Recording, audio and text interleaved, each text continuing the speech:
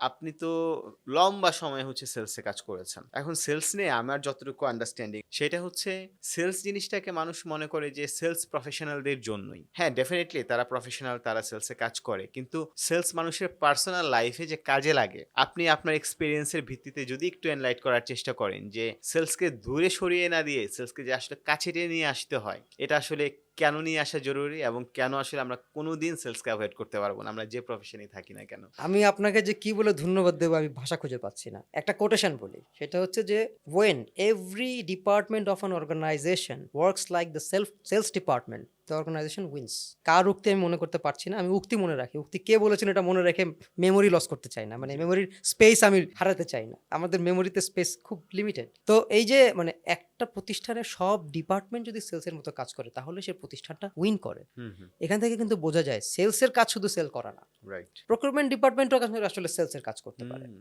Procurement department দুইভাবে sell করে। এক হচ্ছে সে যেহেতু ম্যাটেরিয়াল কিনে তাহলে সে আসলে তার কোম্পানিকে তার ভেন্ডরের কাছে সেল করছে। হুম, আমি এরকম অনেক কোম্পানির কথা জানি যেখানে মানুষ সাপ্লায়ার হিসেবে কাজ করতে চায় না, কারণ তাদের পেমেন্ট টার্মস খারাপ অথবা তাদের বিহেভিয়ার খারাপ, হ্যাঁ, বিভিন্ন কারণে। তাহলে প্রকিউরমেন্ট ডিপার্টমেন্টের কারণে পুরো অর্গানাইজেশন সাফার করছে, হুম, সে ভালো সাপ্লায়ার পাচ্ছে না। হুম, হুম, সো প্রকিউরমেন্ট ডিপার্টমেন্ট যদি নিজেকে সেলস হিসেবে উপস্থাপন করতো হুম, হুম। তাহলে ভালো হতো। Right. Same for HR department. HR department ভালো লোক পায় না, রাইট? কেন পায় না? কারণ এইচআর পলিসি ভালো না। হুম, তাহলে এইচআর ডিপার্টমেন্ট যদি একটু সেলস অ্যাটিটিউড নিয়ে থাকতো যে না, আমাকে তো আমার কোম্পানির ইমেজকে আপহোল্ড করতে হবে in the minds of the customer, in the hmm, minds of the employees, in the hmm, minds of the potential candidates, hmm, hmm. তাহলে তার মধ্যে সেলস অ্যাটিটিউড থাকলে সে এইচআর পলিসি ভালো করতো, সে ভালো ক্যান্ডিডেট হায়ার করতে পারতো। রাইট। ফাইন্যান্সের একই ব্যাপার। ফাইন্যান্স ব্যাংকের কাছ থেকে আপনার ইনভেস্টমেন্ট নিয়ে আসে, ফান্ড হুম, হুম, নিয়ে হুম। আসে, লোন নিয়ে আসে, হোয়াটএভার। তো ফাইন্যান্স ডিপার্টমেন্ট যদি ব্যাংককে ভালোভাবে ম্যানেজ করতে না পারে তাহলে তো কোম্পানি সাফার করবে। কোম্পানি একসময় ক্যাপিটাল পাবে না।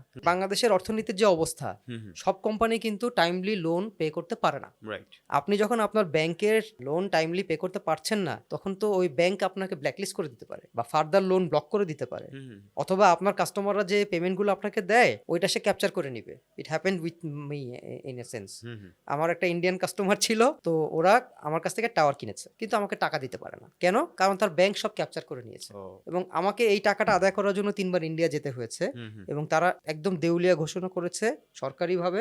তারা হুম, আমাকে ৳১ দিতে পারেনি। I hmm. lost $1,000,000। Oh my God! মানে I am thankful to my employer যে তারা কোনোদিন আমাকে এটা নিয়ে বাজে কথা বলে নাই। আমি যে $1,000,000 আদায় করতে পারিনি, এটার জন্য আমাকে কখনো বাজে কথা বলেনি। কারণ ইটস আ গ্রুপ ফেইলিউর। হুম, তাই না? আমার হুম, একার ডিসিশনে হয়নি। হ্যাঁ, I was hmm, the front liner. Hmm, hmm, I was the one who decided to sell without having the advance payment or hmm, hmm, without having the payment security. Hmm, but hmm. ওই সময় এলসিটা valid ছিল।